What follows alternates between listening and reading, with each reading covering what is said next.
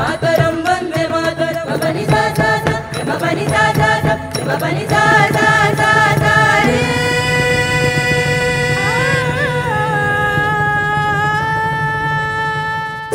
Dimi talam potte salanga kasingadi, nettiyil pottu vechu sandanam pusungadi, muttumani rattina tal dorana kattungadi, dimi dimi dimi dimi dimi dimi dimi dimi na tanana na tanana na tanana na tanana tanana na na na na. May I now request the Right Honourable Patricia Janet Scotland to address the gathering.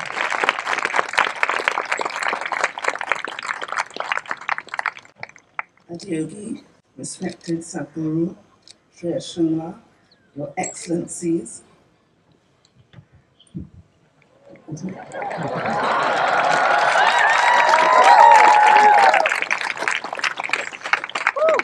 distinguished ladies and gentlemen, today is a very special day, not only for India, but for the whole Commonwealth and the world.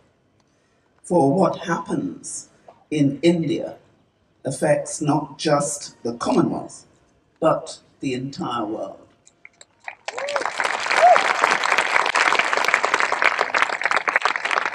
It is such a privilege and a pleasure to be amidst you as we celebrate this important day in the history of the world. And I really want to thank you for allowing me to be with you as you celebrate this 75th year.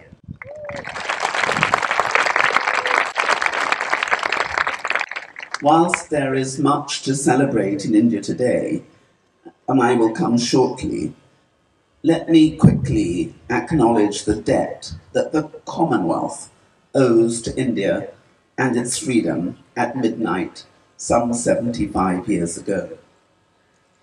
India's importance to the Commonwealth is obvious. India accounts for more than half of the Commonwealth's 2.5 billion people of the Commonwealth. What makes the Commonwealth so special is that each has equal rights and obligations. And beyond all practical advantages in trade, common law, and connectivity, we are bound above all, by values. These values, similar to those of India's, for peace and democracy, of justice, inclusion, and sustainable development, are the foundation for thriving, prosperous, and vibrant societies.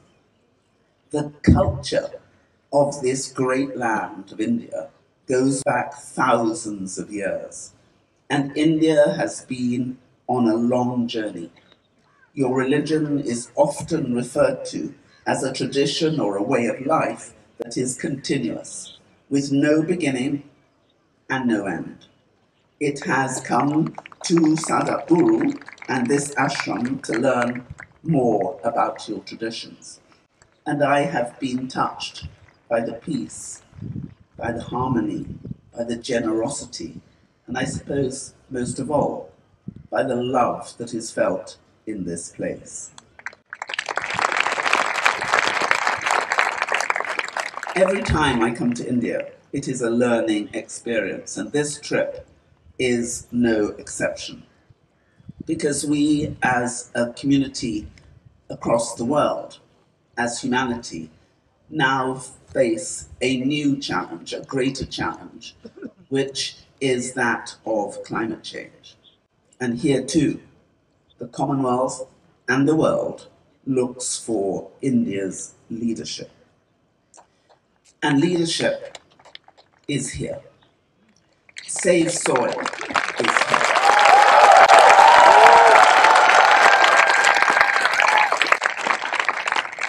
So it is not surprising that the secretariats of the 3 Rio Convention and I, as Secretary General of the Commonwealth, embraced the initiative of Save Soil, embraced it as India and the world has embraced Save Soil, because we must save soil.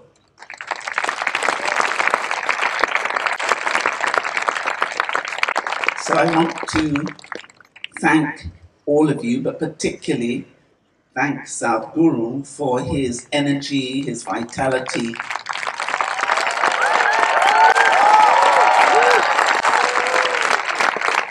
for his 100 days, for his ability to ride that motorbike across deserts and lands and rains to take the flag of Save Soil and our need to save our world across the whole of our world. And so I welcome what has been done, but I also end by saying thank you to him, thank you to all of you, but also happy Independence Day.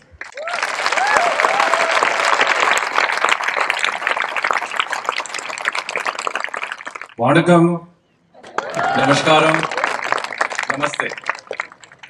Friends, on the occasion of the 75th glorious anniversary of our independence, let me extend to all of our compatriots and all who are present here today my warmest greetings.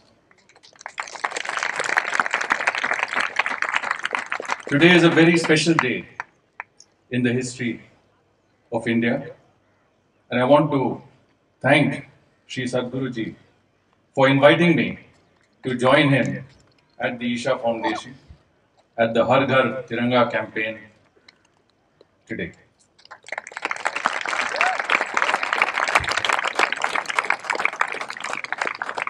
The 75 years of our journey from independence to the present day has been an arduous and a hard one. But we can all admit that the India we find ourselves in today is very different from that 75 years ago when we took our destiny into our own hands. I'm happy to tell you that this year, the 75th anniversary of our independence, India will be assuming the presidency of the most influential grouping in the world, the G20. Collectively, the G20 members account for 85% of the world's GDP, 75% of international trade, and 2/3 of the world's population. It is our unique opportunity, and this is the first time we will ever be president of the G20. This is the first time in the history of India that we will host an event of this magnitude. That we will be able to put our priorities and our narrative on the global agenda. We will be able to showcase our progress and our development, our rich cultural heritage and our cultural diversity. And the vision of Prime Minister Shri Narendra Modi is to host the 190 meetings of the G20 on a pan-India basis in every state and every union territory of India. It is our opportunity to show the world the great, I would say, the great spiritual traditions that we have, the traditions of yoga and meditation. And I would say that the world is more than happy to come and see this.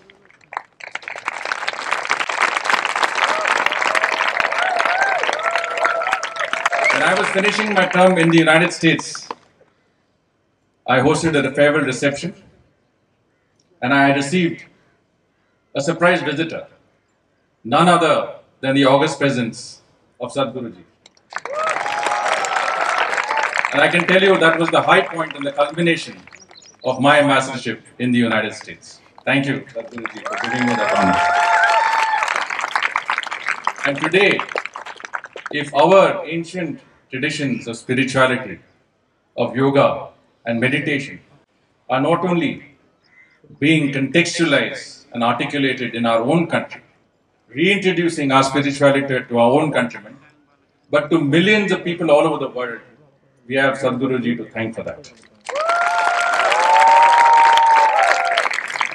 But more importantly, as the Secretary General pointed out, he has taken on the most significant challenges that face not only us as Indians, but humanity as a whole.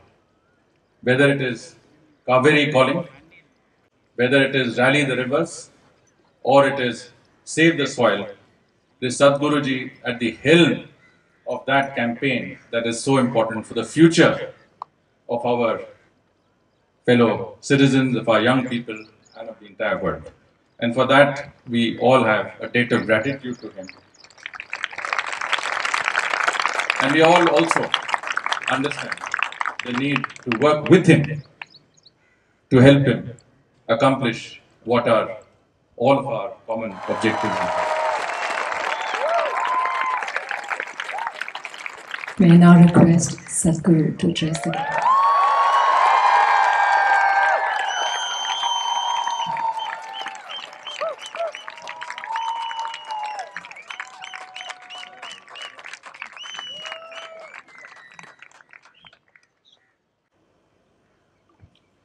Namaskar.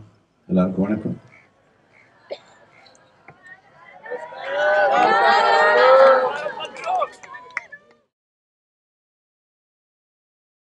What a fantastic day to be in India, 75 years of independence.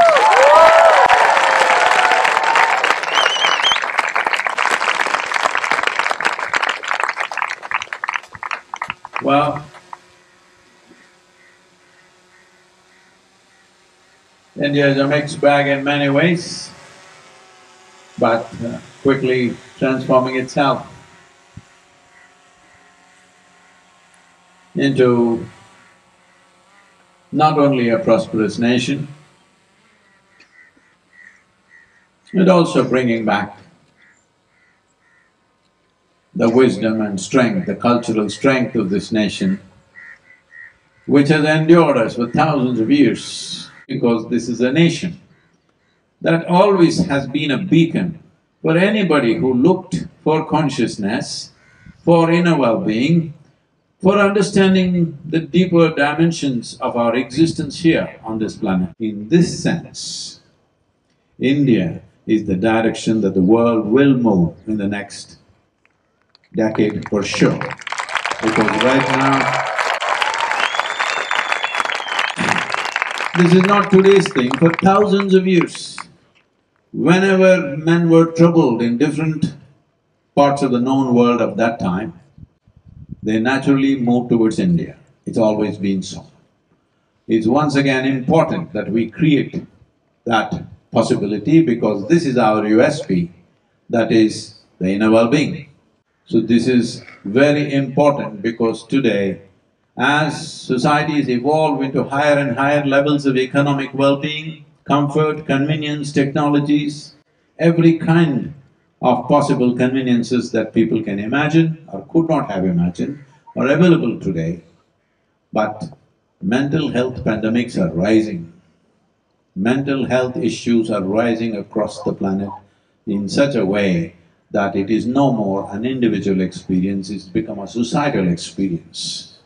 So in this context, India becomes a beacon to the world, that because no culture has spent as much time and energy to explore the inner dimensions of the human mechanism. This is the greatest contribution that India can make. I am sure in the coming year, this narrative will be set for the rest of the world in many ways to the extent possible for us. Thank you very much for all of you, and what a great day, what a momentous day, 75 years.